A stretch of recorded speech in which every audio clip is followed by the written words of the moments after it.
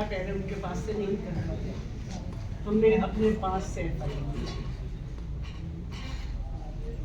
और हमारे ज़माने में दोबारा 16वें नंबर पे आए और हमने $150 की वसूली की।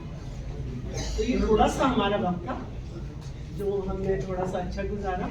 और अयाज सादिक साहब की भी मशहूर हूँ कि हम सस्पेंड लिखा हुआ था लेकिन उन्होंने टीम को हर जगह भेजा। हम एज जिस भी ओहदे पे रहे या सेक्रेटरी जनरल, हमने से कभी भी कोई टीम के साथ बाहर नहीं गया। हमने उन पैसों से अपने बच्चों को सहूलतें देने की कोशिश जो जेल से बाहर, हम किसी विजिट में साथ नहीं, यही हमारा थोड़ा सा जिसमें हम ये कर सकते थे। और आज अगर आप देखें हमारी कोशिशों से, क्योंकि हमारे वजीर आला सिंध का टोटल 10 करोड़ रुपए सालाना, बाकी कोई नहीं दे रहा था, हमको उनका हिस्सा था। वो हम पे एतमाद करते हैं, हमने मेहनत की। 4 साल के बाद जो है पाकिस्तान की कौमी टीम से सिंध का एक क्लब खेला, 4 साल बाद हुए वो सारे थे और रनर अप हुए। और इस वक्त नेशनल गेम्स हुए हैं, पहली दफ़ा सिंध की गर्ल्स की टीम जो है वो ब्रॉन्ज मेडल तक पहुंची है। हम अपने तौर पर जहाँ कुछ दिखा सकते हैं, जैसे मैंने कहा कि अजलान शाह जो गई थी टीम, तो हमने कैंप लगा रखा था और उस वक्त जब हमें बुलाया गया तो हमारी सारी बातें नहीं सुनी गई। हमने अपने टीम से जो कैंप लगा हुआ था उसमें से 8 लोग सेलेक्ट हो सकते थे, लेकिन 2 जो थे वो आए नहीं, उनको इतनी धमकियां मिल गई। 6 से हमारी 6 बच्चे टीम में जो हमारे कैंडिडेट थे वो गए, लेकिन हमने पाकिस्तान की खातिर, सबकी खातिर के हमारे बच्चे 1 महीने से लगे हुए हमारे साथ कैंप, हमने ये किया। और उसके बाद हम इंतज़ार कर रहे थे कि जो है ये इंटर प्रोविंशियल कोऑर्डिनेशन जो है इसकी मिनिस्ट्री में हॉकी का सब्जेक्ट है।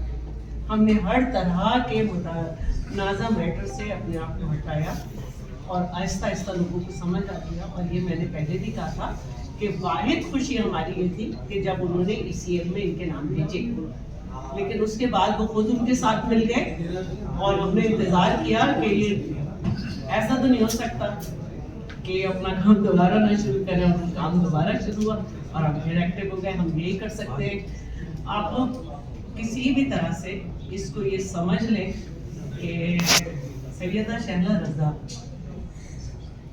कभी भी हॉकी का कोई पोस्ट कंटेस्ट नहीं करेगी, ठीक है। और हमारी डिमांड ये है कि एक्स्ट्रा ऑर्डिनरी सिचुएशन है, नॉमिनेटेड सदर फेल हो चुका है, उसने अपने आप को इलेक्ट कराया, टास्क पूरा नहीं किया, स्क्रूटनी भी उसने डिस्प्यूटेड और ये सब बना दी। तो स्पोर्ट्स बोर्ड को अपना सिस्टम समझ नहीं आया कि उन्होंने इलेक्शन कमीशन क्यों बनाया है। तो वजीर आजम जो कि पैट्रन इन चीफ है, एक्स्ट्रा ऑर्डिनरी कंडीशन में एड हॉक पे प्रेसिडेंट को लगाए। और मैंने दोबारा कहा कि ये बताएंगे कि किस सारे क्लब्स जो है वो रजिस्टर होने चाहिए पोर्टल पे इलेक्शन कमीशन के, फिर उनको स्क्रूटनाइज इस तरह किया जाए कि चैंपियनशिप कराई जाए। चैंपियनशिप्स को ये जैसे कि इन्होंने कहा कि इंटरचेंज किया जाए, ओलंपिक्स को वो जाकर देखें और फिर इस तरह राइट ऑफ वोट दिया जाए। टॉप 15 कर ले, टॉप 12 कर ले, उनको राइट ऑफ वोट दिया जाए ताकि बहुत सारे लोग उसमें आ सकें। यही एक तरीका है और यही होना चाहिए कि नए सदर की, देखिए एक बात तो याद रखनी चाहिए कि केयर टेकर सेटअप इलेक्शन में हिस्सा नहीं लेता।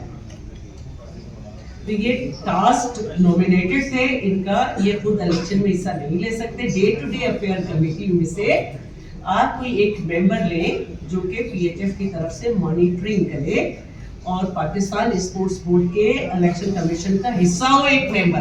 तो वो जो day to day affairs committee थी जो इनके एडहॉक के बाद जब इनको दूसरी दफा सदर बनाया गया, जब भी उसी मॉडिफाइड स्टैंड के साथ, तो उसमें से कोई मेंबर ले ले।